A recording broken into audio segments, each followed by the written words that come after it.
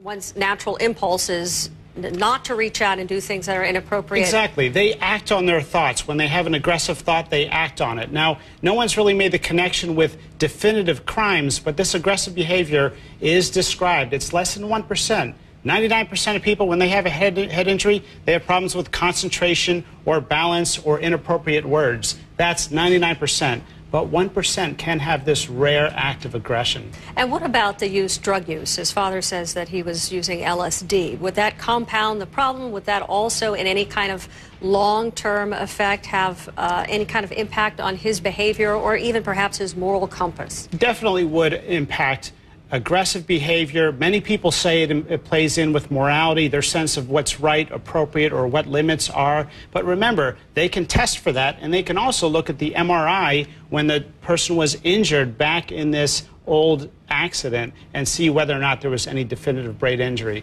If there wasn't, there's no case there. In light of the fact, the statistics, you say it's about 1% or so that would be feasible. Does this sound more like an excuse that the father is using? You know, it is a common legal excuse in the courtroom. They routinely look at old injuries to try to find some way that would rationalize the behavior. So we have seen this many times before in the courtroom. Would it hold up in court?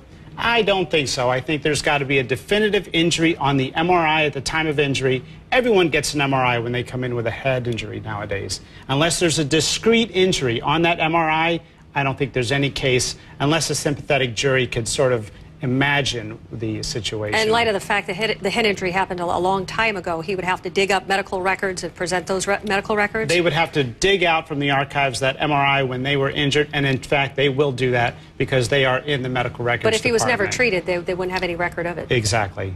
And that would be more difficult. That would be difficult. Okay, thank you very Thanks, much. Suzanne. Dr. Makary, appreciate it. Thanks. Well, how